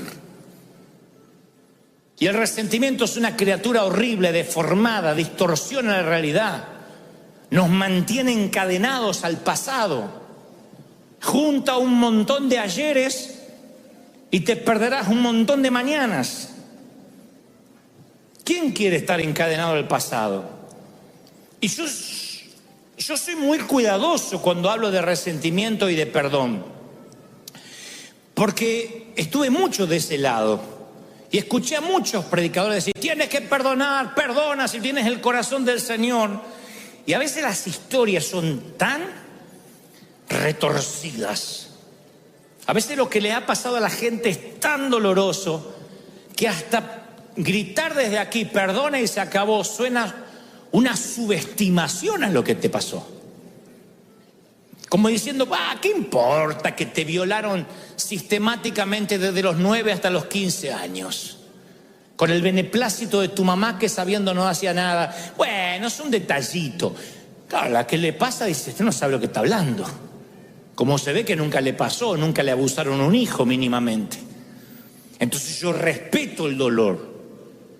Yo entiendo que lo que te pudo haber pasado es una cosa espantosa que no quieres recordar. Ahora, justamente por eso, ¿mereces anclar tu vida a esos años oscuros?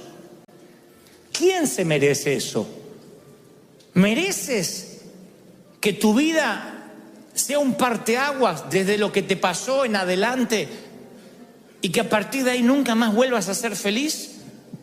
Por mucho que odies a ese abusador, a ese ex esposo, a ese ex jefe, a los padres que te abandonaron, al padrastro, por mucho que tengas resentimiento, ¿mereces vivir anclado en el pasado? Nadie lo merece. Ni tú ni yo nos merecemos eso. Porque tarde o temprano, ojalá la amargura quedara en nosotros. Pero tarde o temprano la empezamos a impartir sin darnos cuenta. La amargura y el resentimiento se describen a través de muchas palabras ilustrativas, pero la más perdurable es la que encontramos en Hebreos 12:15. El escritor a los hebreos dice: mirad, no sea que alguno deje de alcanzar la gracia de Dios. Pregunto lo que pregunté esta mañana: ¿habrá alguien aquí que ose decir que no necesita el perdón de Dios hoy? ¿Habrá alguien que diga, no, es que yo vivo puro, la verdad es que no sé ni para qué murió Cristo por mí, porque yo soy tan santo e impoluto? ¿Habrá alguien que diga, yo no peco, hoy no pequé, mis pensamientos son puros? Yo creo que todos necesitamos un regaderazo de gracia a diario. Todos, nos incluye a todo mundo. Y fíjense qué peligroso lo que escribe el escritor a los hebreos, que dice: no sea que alguno no alcance la gracia, no sea que alguno no sea perdonado. Y uno dice, a ver, ¿qué va a decir? ¿Qué es lo que no tiene perdón? Bueno, dormirse en un sermón de Dante podría no tener perdón.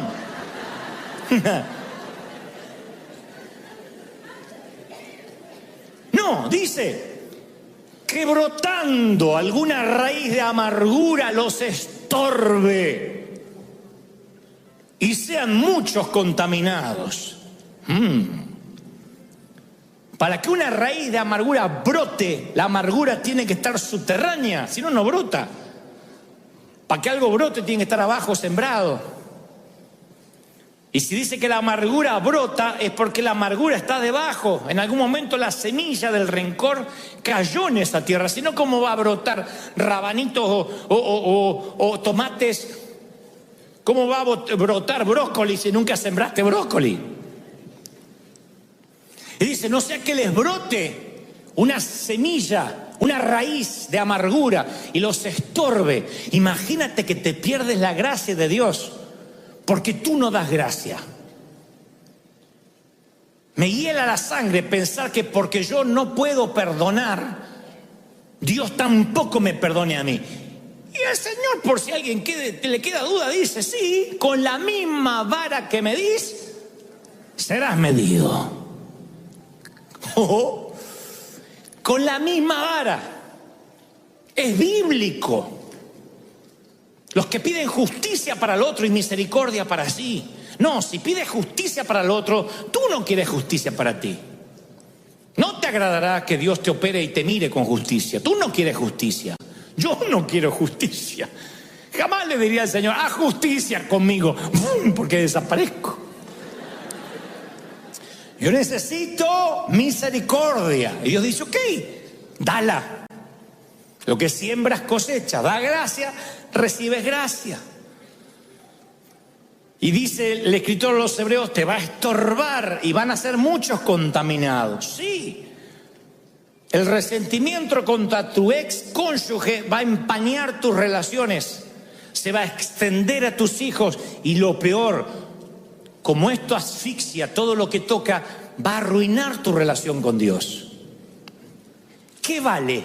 ¿Qué amargura vale la relación con Dios? Que sientas un cielo de bronce, que Dios no te oiga, porque tú no puedes perdonar. E insisto, no subestimo tu dolor. Yo te entiendo.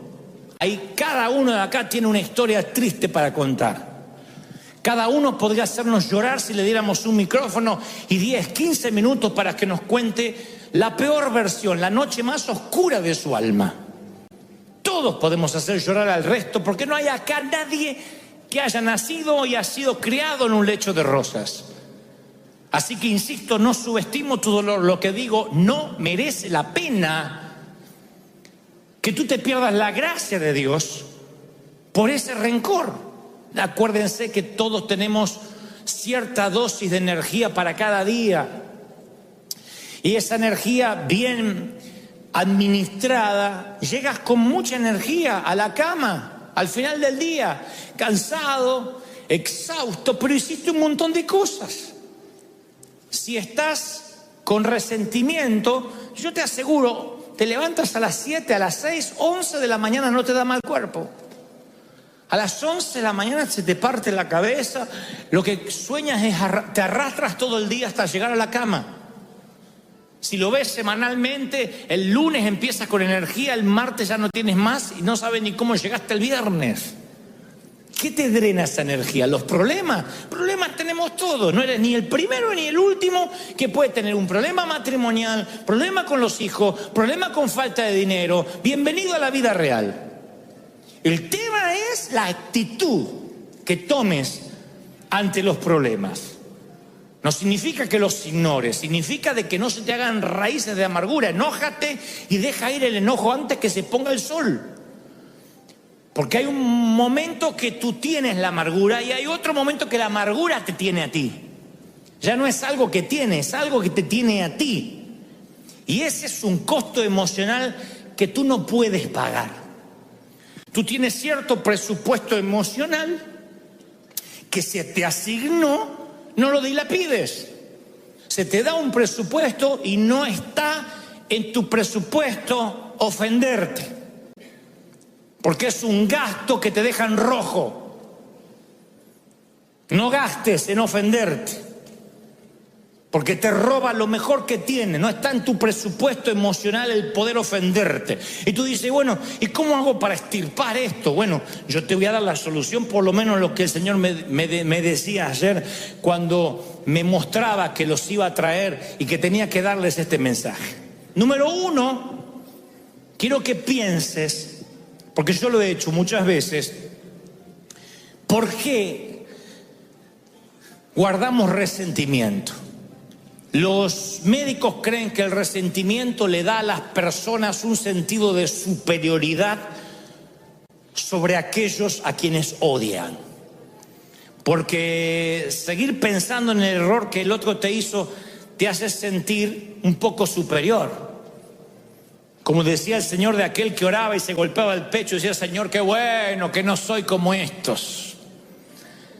Te da un espíritu de superioridad. Ridícula, mentirosa, pero es un espíritu de superioridad. Es una manera insana de ubicarse un poco más alto en la jerarquía de la cadena alimenticia humana. Bueno, sí, está bien, me hizo eso malo, pero yo soy bueno. Yo soy bueno, no le guardo rencor. Y no sale de la boca. El resentimiento te ubica en el asiento del juez y te da un martillo. Y produce un placer neurótico y un orgullo espiritual. Te cuento lo que me hizo. Siéntate, te voy a contar desde el principio. Cuando te cuente lo vas a querer matar igual que yo. O sea, lo pones en papel de acusado y tú te pones en papel de víctima. El muchacho o muchacha de la película. Entonces yo siempre invito a pensar, a ver, ¿por qué le tienes resentimiento? Y generalmente las personas con estima dañada son las más propensas a resentirse, porque entonces equilibran su baja estima odiando a alguien. Se ponen en papel de bueno, para que haya un Spider-Man tiene que haber un, ¿cómo se llama el otro? Un duende verde. Para que haya un Batman tiene que haber un Joker. Entonces necesitamos un némesis. Necesitamos un enemigo en alguna parte para decir, bueno, yo soy mejor. Yo soy más bueno. Si no pasamos a ser nosotros los villanos, Dios nos libre. Siempre estamos buscando a alguien que sea más odioso que nosotros. Entonces nos ubica en una postura, en una jerarquía superior. Así que yo siempre le invito a las personas con resentimiento, vamos a pensar. Y luego le digo, escríbelo, porque a veces lo he hecho. Uno de los mejores dones que Dios nos ha dado es el talento de operar una lapicera sobre el papel. Entonces yo le digo, a ver, escribe lo que te hizo. Usted dice, no, es que yo sé lo que me hizo, no necesito escribirlo. Pero yo le digo, escríbelo, porque es increíble cuando uno lo escribe, como cuando uno quiere poner esos sentimientos ante la vista, uno se sorprende, no sabe qué poner. Cuando uno los tiene que escribir. Hay familias que están peleadas por años y ya no se acuerdan por qué. Porque los antagonistas, los que se pelearon, están muertos. Resulta que la abuela Ana, la abuela materna, se peleó con los de la otra esquina y las dos familias se odian como los Montesco y los Capuleto de la obra de Shakespeare y no saben por qué. No, es que una vez la abuela le fue a pedir un poco de aceite y el condenado no le prestó y hasta los nietos se odian por un poco de aceite. A veces familias enteras están disasociadas completamente por problemas que viajan, navegan en los canales subterráneos de la sangre, impartidos, y no sabemos por qué. Cuando uno le dice a esos hijos, anótalo en un papel, les parece una ridiculez cuando exterioriza los sentimientos y se da cuenta que no vale en absoluto la energía emocional que están gastando.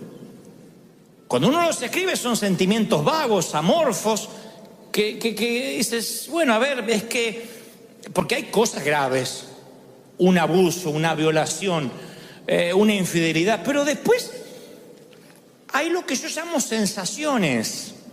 Yo decía en el servicio anterior que en esta iglesia los líderes, los pastores, a la hora de aconsejar siempre decimos, no me hables de sensaciones. Yo estoy harto, me crié en una iglesia donde todo era sensaciones. Pedían una entrevista pastoral, es que siento que no me aman. Siento que cuando entro dejan de hablar lo que están hablando, así que siento como que hablan de mí. Entonces uno le dice, bueno, a ver, ¿tienes pruebas? Bueno, no, pruebas como pruebas no, pero siento. A veces viene gente y dice, yo siento que tal matrimonio está mal. Lo siento cuando los veo, lo siento y lo siento. ¿Y qué estuviste en la habitación? ¿Te contaron? No, pero siento, el otro día vi detalles, cosas que siento y me preocupan. Imagínense si la iglesia multitudinaria se manejara por sensaciones. Entonces yo suelo decir, a ver, si tuvieras que llevar esto ante un juez, que te dice, a ver, acá tenemos 15 minutos para tratar su caso. No me venga con sensaciones, véngame con pruebas, con testigos. ¿Qué pasó? Ah, bueno, no, pero yo vi que movía los labios y parecía que dijo mi nombre. Sensaciones. La mayoría de los resentimientos vienen por sensaciones. Por cosas que no tienen asidero. Entonces cuando uno las escribe se da cuenta, no tengo pruebas, me estoy preocupando sin asidero, sin tener de qué. Es como el niño que está asustado en la oscuridad en la película Monster Inc., la primera, donde el niño ve la manga de un saco, de una chaqueta y cree que es un monstruo. Cuando enciende la luz el padre se da cuenta que es una chaqueta. Y lo mismo pasa cuando traes tu amargura de la oscuridad hacia la luz. A ver, ¿por qué estoy amargado? Te das cuenta que son tonterías, son sensaciones. Hay remordimientos de años porque alguien te dijo no a una invitación a cenar. No le invito nunca más en la perra vida.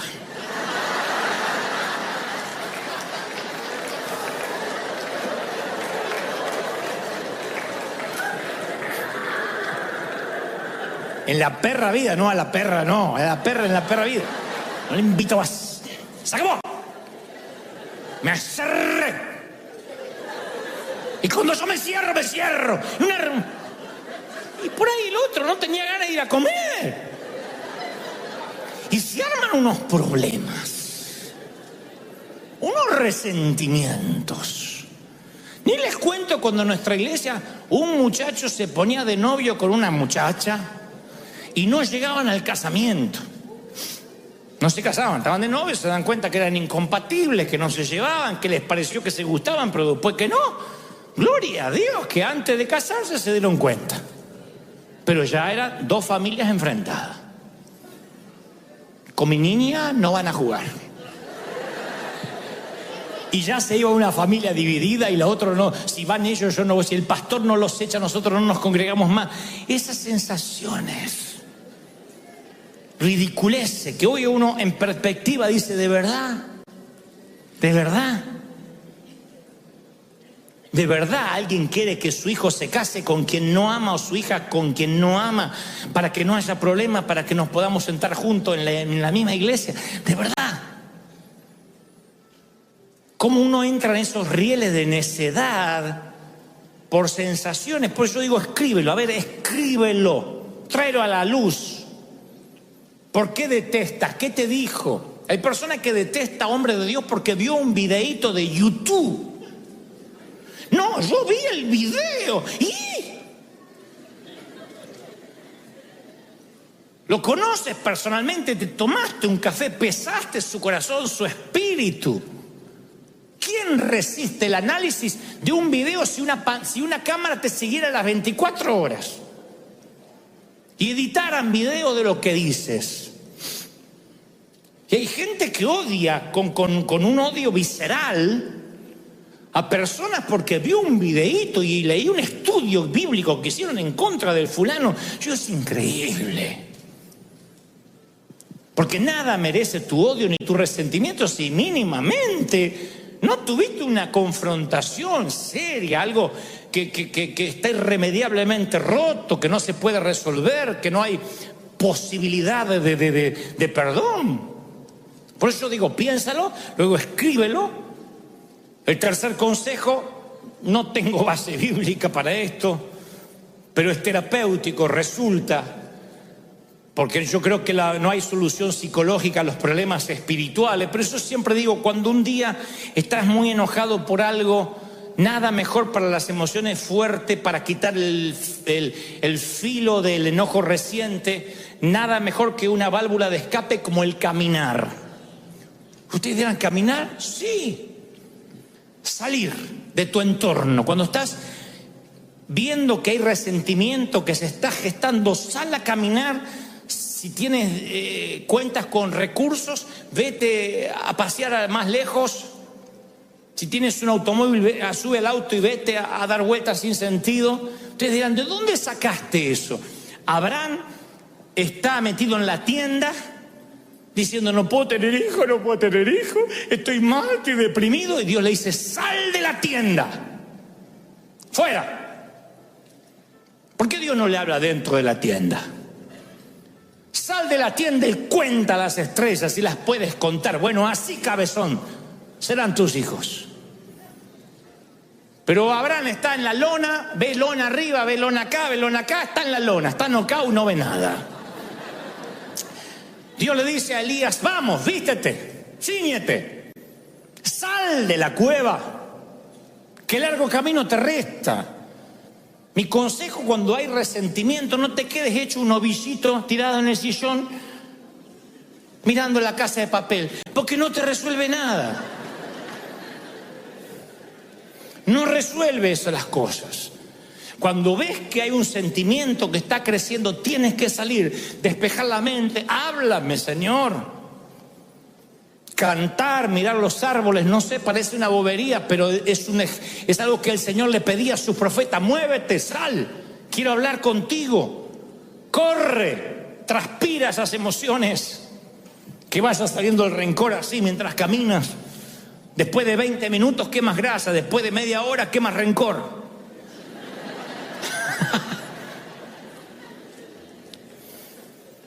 Y luego háblalo. No importa qué tesis hayas escrito, cuántas hojas te llevó a escribir el rencor, el Señor no se duerme, el Señor no se aburre. Ve y háblalo con el Señor. Si estás furioso, si tienes remordimiento, cualquier emoción, tráela a Dios. De igual modo, es imposible escondérselas ante Él. ¿De dónde sacamos esa tontería que hay que higienizarse antes de presentarse ante el Señor? ¿De dónde sacamos la bobería que no me puedo presentar al Señor sin antes pedirle perdón? Ve y dile, así soy. Soy el hijo pródigo y vengo y huelo a marrano, huelo a puerco. Si vienes del chiquero, ¿a qué vas a oler? ¿A perfume francés? Señor, aquí estoy, oliendo a puerco. Recuerden que el abrazo que el padre le da al hijo pródigo se lo da cuando todavía huele a puerco, después lo manda a bañar. No dijo, primero te bañas, no te acercas a Satana. No le dijo eso, le dio un abrazo con olor a puerco y después lo mandó a bañar. El Señor te va a limpiar, pero te va a dar un abrazo como estés. Entonces ve ante Él y dile, Señor, aquí estoy oliendo a chiquero, a estiércol de resentimiento. ¿Me ayudas o me ayudas? Porque soy tu hijo y tú me dijiste que vas a ser fiel y me vas a ayudar. ¿Lo crees? 2 misioneros atravesaban las junglas de Birmania. Un nativo, misionero nativo y uno que era novato. Y de pronto se meten en un lago hasta el cuello, un lago muy sucio. Y cuando salen del otro lado, uno de ellos, el novato, estaba repleto de sanguijuelas. Esos gusanos que se pegan y se meten en la piel. Tenía todo el torso, los brazos, las piernas, y se las empezó a arrancar. Y le dice el misionero, no. Si usted se las arranca repentinamente, parte del gusano, del insecto va a quedar allí y se le va a infectar. Y si, ¿qué puedo hacer? Desesperado, imagínense, lleno de sanguijuelas, dice, usted tiene que ir rápido a la aldea conmigo y meterse en un baño de bálsamo, en un baño de aceite, y allí las sanguijuelas rápido quitan sus garfios y usted va a quedar libre. El resentimiento es una sanguijuela que se mete en tu corazón y no puedes tironear. Tiene garfios en tu vida. Por eso necesitas sumergirte en el bálsamo de la gracia de Dios. Decirle, Señor, mira, estoy lleno de sanguijuelas. Te tiras así, le, Señor, me ayuda para ser libre, para ser sano. Y cuando la gracia, cuando el aceite te perdona, entonces tú puedes perdonar. Pero si nunca te dejas perdonar, tú vas a operar bajo la ley estricta del libro mayor. Vas a ser un contador, un contable. ¿Me hizo este? Ah, aquel. Oh, me ofendió. Oh, la está apoyando a esa loca. Ah, y vas anotando. Por último, yo digo, déjalo ir, déjalo ir. Acuérdate de olvidar. Diga conmigo, me acuerdo de olvidar. Entonces, sé un olvidadizo generoso, minucioso. No seamos una rata guardadora, acumuladora. Uno se vuelve literalmente, quiero que la frase se nos pegue, porque a mí me duele cuando me dicen, no seas una rata acumuladora. La rata suele poner cosas en sus madrigueras y acumulan y acumulan y acumulan. Y uno tiene que aprender a desechar. A no guardar, a tener una amnesia selectiva, a decir, me voy a acordar de olvidarme. Una amnesia selectiva. A ver esto, al trash, a la basura. A ver esto, como cuando limpiamos el escritorio de la computadora, como cuando limpiamos el celular, cuando sacamos las cookies de sitios donde navegamos que nos ocupan espacio y nos quitan gigas de memoria. Decir, a ver esto, lo que me hicieron en 1982, ya está. El partido que Argentina le ganó a México ya está.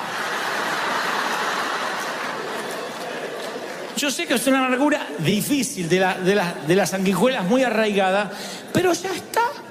Hay que dejarlo ir. No podemos estar sumando lo que nos pasó, más lo del 94, más lo del 2002, más lo del 2003.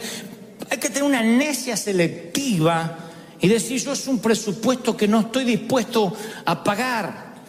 Porque si estás enojado con alguien, lo cargas en tu espalda. Si te enojas conmigo, me llevas en la espalda toda la semana.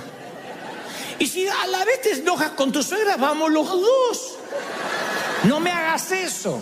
Es tu suegra, no la mía. No me pongas en tu espalda con ella. Viaja liviano y disfrutarás del viaje, porque aparte es la única manera de viajar que tenemos. Se supone que esta es la marca registrada de los hijos de Dios, que pagamos bien por mal, que bendecimos a los que nos maldicen. Se supone que esa es la manera, no hay otra. Miren, yo les voy a regalar esta historia. Antes de culminar, se la regalé en el primer servicio también a los que estuvieron temprano. La palabra dice que el verdadero amor echa fuera el temor, pero también echa fuera muchas otras cosas. Entre las cosas que echa es el resentimiento, lo echa fuera.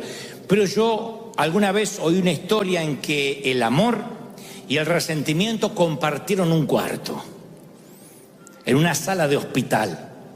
En la sala de hospital había dos caballeros enfermos, uno de los riñones y otro de los pulmones. Debido a la condición de ambos, no podían tener un televisor, puesto que habían prescripto paz absoluta para la pronta recuperación de los dos. Entonces, en la habitación había una cama de un caballero que daba a la puerta interna del hospital y otra cama que daba al ventanal, a una ventana. Ambos estaban postrados. Uno de ellos, quien sufría de los pulmones, se daba el lujo, promediando 1 o 2 de la tarde, de sentarse en la cama, erguirse un poco y mirar por el ventanal. ¿Qué ves?, le decía quien estaba al lado de la puerta.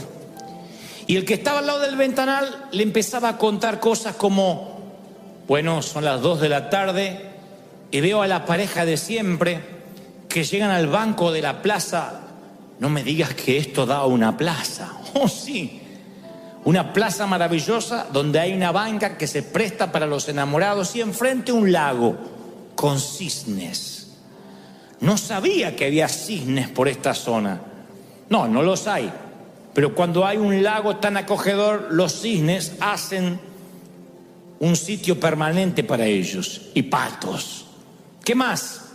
Deberías ver los niños que llegan promediando las 3:15 de la tarde cuando salen de su colegio y empiezan a corretear. Y también las vecinas que cuentan los chismes del día. Algunas señoras son muy bonitas, por cierto. Y cuéntame más, si cada día quien miraba la ventana le contaba a quien estaba del lado de la puerta el mundo que se abría detrás de las cortinas. Pero una semillita de enojo entró en el que estaba del lado de la puerta, porque en cierto momento pensó, luego de varios días: ¿y por qué no me tocó a mí del lado de la ventana? ¿Y por qué tengo que imaginarme con ojos imaginarios, valga la redundancia, lo que él ve con ojos reales? Y anidó ese enojo mucho más allá de cuando se puso el sol, de manera que subterráneamente le quedó una semilla de amargura que, como todo cáncer, empezó a crecer. Con el pasar de las semanas, ya ni quería escuchar al amigo que le relataba lo que había por las ventanas, porque maldecía que él no había gozado la suerte de estar él contemplando aquello que se veía detrás de las cortinas. Su enojo hizo que tuviera un bajón anímico y los médicos notan de que sorprendentemente empieza a empeorar, que sus niveles de toxinas crecen, su glucosa empieza a variar, no entienden tal desmejoría, pero está tan amargado porque no puede ver por la ventana que empieza a ponerse grave. Pero lo que sucede después es más sorprendente. Una de las noches, el compañero que suele estar del lado de la ventana tose sin parar, se ahoga. Llegan los paramédicos, lo llevan a cuidados intensivos y nunca más vuelve. falleció. No resistió, seguramente, a un virus intrahospitalario. Y ahora el caballero, que está al lado de la puerta, pide si es posible que a él lo trasladen a donde estaba su amigo o su ocasional compañero de cuarto, ya que no va a volver. Los enfermeros consideran que es un pedido noble, así que le cambian la cama y lo ponen del lado de la ventana. Y él inmediatamente, apenas se van los médicos, se reincorpora para ver él lo que apenas podía soñar a través de los ojos del amigo. Y descubre que en la ventana hay un gran paredón. No hay plaza, ni mucho menos cisnes, ni arroyos, ni parejas dándose arrumacos, ni niños correteando. Lo que en realidad le contaba el amigo era una ficción para alegrarle un poco su estadía al compañero. Lo que estaba haciendo era un favor para él, y él lo apagó con su rencor y con su resentimiento. Nunca olvido la historia, porque nos enseña que lo mejor de esta vida suele ser gratis y no hay razón para estar resentido. Las mejores cosas todavía no te las han cobrado: el respirar, el vivir, el contemplar. Y a veces, por mirar la estatua de alguien más, en lugar de ser un campeón y volver a competir, nos volvemos en un cincelador barato. Nos transformamos en simplemente el que raspa la fortuna ajena. Y no vale la pena. La vida es demasiado hermosa, demasiado bonita, haya tocado lo que nos haya tocado, para que el rencor nos quite la felicidad. Vamos. El doctor Don Colbert, que es un médico cristiano, él describe un ejemplo específico de eso. Él suele escribir sobre estas cosas y cómo el cuerpo interpreta las emociones tóxicas como el resentimiento, la amargura y la falta de perdón. Él dice que cuando la falta de perdón es constante, el estrés del cuerpo aumenta y el sistema inmune del ser humano se pone en sobremarcha, o sea, se altera. ¿Qué es el sistema inmune? Lo que ataca las bacterias, lo que ataca los hongos, los virus del cuerpo. Pero cuando el sistema inmune está bajo mucho estrés, todo tu cuerpo está bajo mucho estrés, empieza a atacar las células sanas, lo cual produce enfermedades de autoinmunes inflamatorias, artritis, lupus. Y entonces él cuenta una mujer de mediana edad que llega toda medio encorvada con la esperanza de encontrar alivio a un leve dolor que ella le asignaba la artritis. Y Colbert le dice: mire, le voy a prescribir un antiinflamatorio y luego la voy a enviar a hacer un análisis de sangre a ver si es algo más grave. Efectivamente era más grave, tenía artritis reumatoidea. O sea, una artritis que empieza a avanzar sin piedad y termina por deformarle todo el cuerpo. Obviamente la remitieron a un reumatólogo para un tratamiento, pero el médico no se quedó ahí. Dice: es raro que una mujer tan joven sufra de esto, ni siquiera hay antecedentes en su código genético. Así que la envía a llamar de vuelta y le dice: ¿qué le preocupa? Si había alguna situación estresante, además de lo que le estaba aconteciendo en sus huesos. Y ella dice: mire, yo no termino de salir de un divorcio muy doloroso.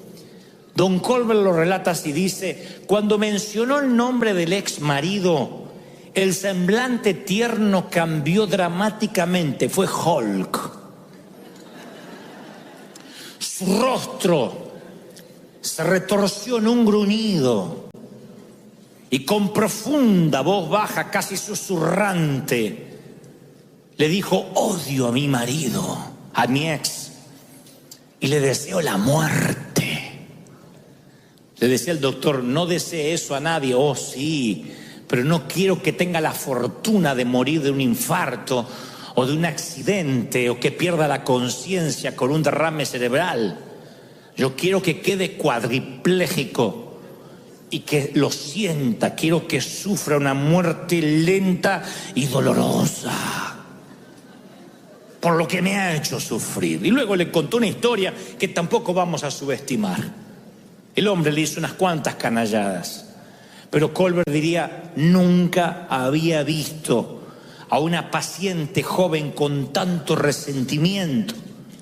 Y tenía muchas razones para estar amargada, pero las razones no generan amargura ni generan enfermedad. Lo que generan la amargura y la enfermedad es la actitud con la que asignes esas razones, la actitud con la que reacciones a esas razones. La actitud, la manera en que tú te paras ante lo que te hicieron, te termina enfermando. Es como tomarte el veneno y esperar que se muera el otro. Te termina enfermando. Arriesgamos no solamente nuestra salud espiritual, sino también la física. Es peor que la metástasis, que el cáncer, que la leucemia. Porque el cáncer, prevenido a tiempo o diagnosticado a tiempo, hay muchas posibilidades de curarse. No así sucede con el resentimiento y la amargura que echa raíces profundas. La metástasis de la falta de perdón echa raíces tan a raudales, se extiende a raudales y echa raíces tan hondas que no nos damos cuenta hasta que brota la raíz de amargura, hasta que brota la semilla, y ahí te arruina la relación con Dios y con los que te rodean. Empieza a tener el resentimiento vida propia, empieza a nutrirse de tu energía, de tu unción. Dale un aplauso al Señor, al Rey de Reyes. ¿Lo crees? Ponte de pie, ponte de pie.